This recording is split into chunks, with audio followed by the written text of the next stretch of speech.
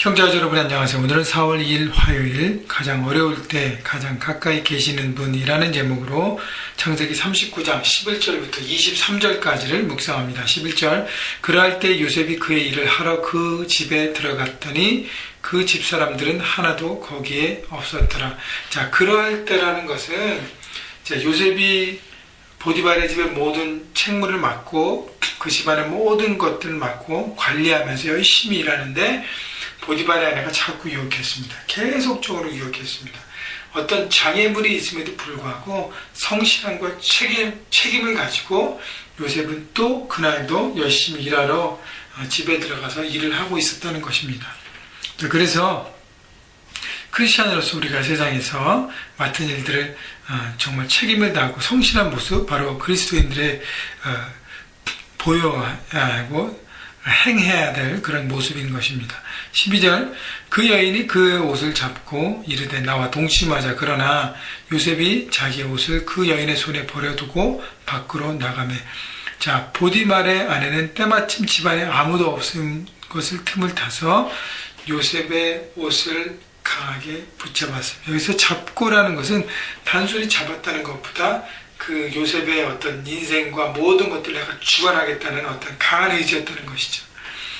자, 그런데 요셉이요, 거기에 그냥 딸려 못 이기는 척 하면서 그 보디발의 아내와 관계를 갖고, 종의 신분을 벗어날 수 있음에도 불구하고, 그는 이것이 하나님 앞에 범죄하고, 하나님의 마음을 아프게 하고, 정말 자기가 큰 죄를 짓는 것이라고 믿었기 때문에, 하나님을 두려워하는 마음이 있었기 때문에 죄를 버립니다. 자, 그래서 자기가 어찌할 바를 모르니까 요셉이 자기 옷을 그 여인의 손에 버려두고 밖으로 나가매. 요셉은 옷을 버려두었습니다. 그 자리를 피할 수 있는 방법은 옷을 꽉 쥐고 있는 그 여인을 넘어뜨릴 수는 없잖아요. 그래서 자기 옷을 벗어버리고 그리고 밖으로 나갔습니다. 죄는 피하여야 이길 수 있습니다. 여러분, 죄와 맞서서 싸워서는 이길 수 있는 사람이 없습니다. 죄는 큰 영향력과 그런 사람을 지배하는 능력이 있기 때문에 죄는 버리고 죄는 피하고 하나님으로부터 나가야지 다른 길이 없다는 것이죠. 그래서 요셉은 죄를 버렸습니다. 죄의 현장에서 피했습니다. 자, 그 다음에 13절 그 여인이 요셉이 그의 옷을 자기 손에 버려두고 도망하여 나감을 보고 그 여인의 집사람들을 불러서 그들에게 이르되 보라, 주인이 히브리 사람을 우리에게 데려다가 우리를 희롱하게 하는도다. 그가 나와 동침하고자 내게로 들어오므로 내가 크게 소리 질렀더니. 자,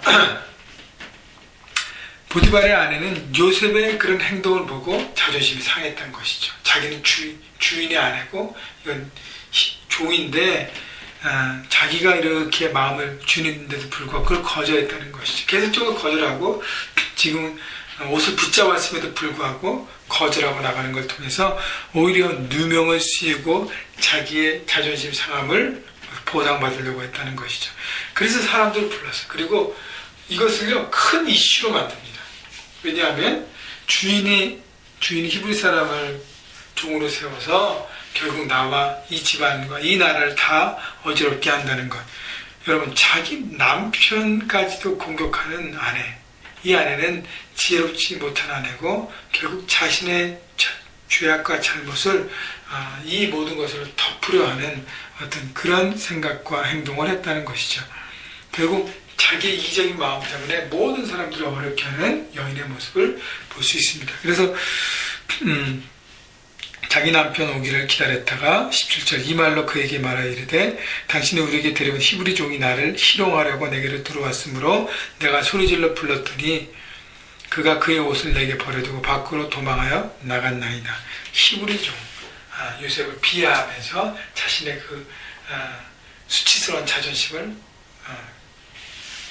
회복하려고 했던 것 같아요.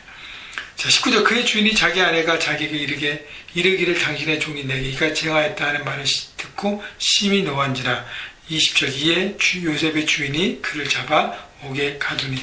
좀 이상한 것은요, 여러분, 당시에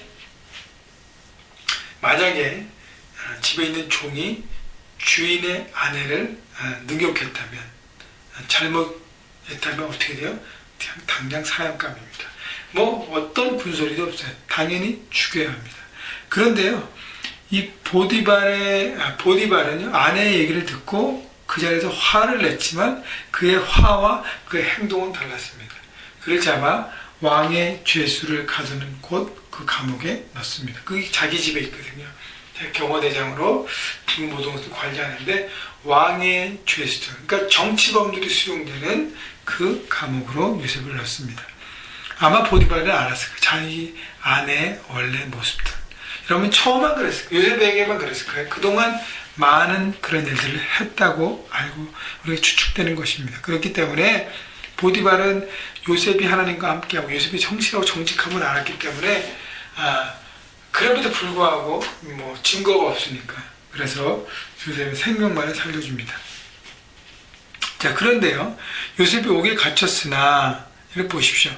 요셉의 삶이요, 정말 정직하고 성실한 가운데 살아감에도 불구하고 아들이었다가, 귀한 집의 아들이었다가 노예로 팔렸다가 이제는 죄인으로 신분이 계속 바닥을 치고 있습니다. 하나님을 믿고 의지하고 성실하게 살아감에도 불구하고 자신의 삶과 환경이 계속 바닥을 칠 때가 있고 점점 어렵고 점점 구렁텅이에 빠지는 것처럼 일이 꼬이는 경우들이 있다는 것입니다.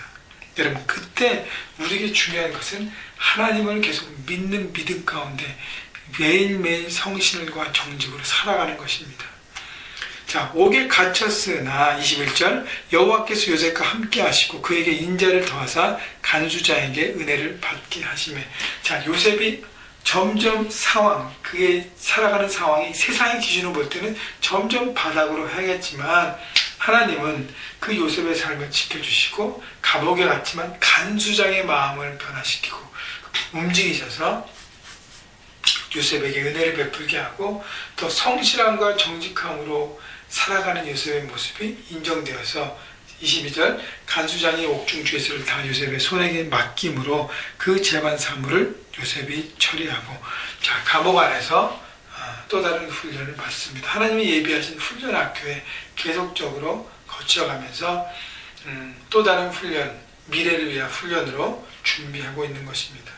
여러분, 세상의 눈에는 요셉의 삶은 실패예요. 실패 중에 실패입니다. 돌아볼 수 없습니다. 좌절이고요. 그냥 인생을 정리할 수밖에 없는 너무 바닥 가운데 처해 있습니다. 그러나 하나님의 눈에는 이것이 기회이고 훈련이고 미래에 위한 준비였다는 것입니다. 하나님은 요셉에게 은혜를 주셨고 간수장의 마음을 움직이셨고 요셉의 감옥의 죄수를 관리하는 책임을 맡고 또 다른 훈련의 장에서 요셉을 다듬어 가십니다. 23절 간수장은 그의 손에 맡긴 것은 무엇이든지 살펴보지 아니하였으니 이는 여호와께서 요셉과 함께 하심이라 여호와께서 그를 범사에 형통하게 하셨더라. 그래서 또 형통이라는 단어가 나옵니다. 형통은 세상에서 내가 많이 갖고 부유한 게 형통이 아니라 하나님이 나를 통해서 역사하시는 그 삶이 형통인 것입니다. 중요한 건 나의 환경이 중요한 것이 아니에요. 하나님께서 지금 나와 함께 하십니다. 여러분, 지금 여러분이 어떤 상황 가운데 이 땅에서, 이 미국 땅에 살아가고 있는지, 여러분의 재정 상태가 얼마나 되는지, 여러분의 비즈니스가 어느 정도 잘 되고 있는지, 여러분의 학업이 얼마나 잘 진정되고 있는지, 여러분의 모든 삶이 세상의 기준으로 잘 되고 있는지 중요합니다. 그러나 더 중요한 것은, 그것보다 더 중요한 것은 하나님이 지금 나와 함께 하고 계시는가. 그렇다면 여러분, 우리의 삶은 소망이 있는 것입니다. 그래서요, 날마다 하나님의 임재를 사모하시고 동행하십시오. 여러분, 큐티 말씀 묵상, 하나님과 동행하는 삶의 방법인 것입니다. 묵상을 통해서 날마다 하나님 마음을 구하시고 하나님께서 나와 함께 하시면 믿으시고 정직함과 성실함과 삶의 현장에서 때로는 정말 일이 안 풀려서 막 눌려있고 힘들지 모르지만 그때도 믿음 가지고 돌파하실 때 하나님께서 모든 것들을 주관하시고 여러분을 일으켜 세우시고 확실하게 인도하실 것입니다. 하나님의 축복과 형통이 있는 삶, 오늘도 그렇게 삶의 현장에 살아가시는 여러분 모두가 되시기를 주님의 이름으로 축복합니다.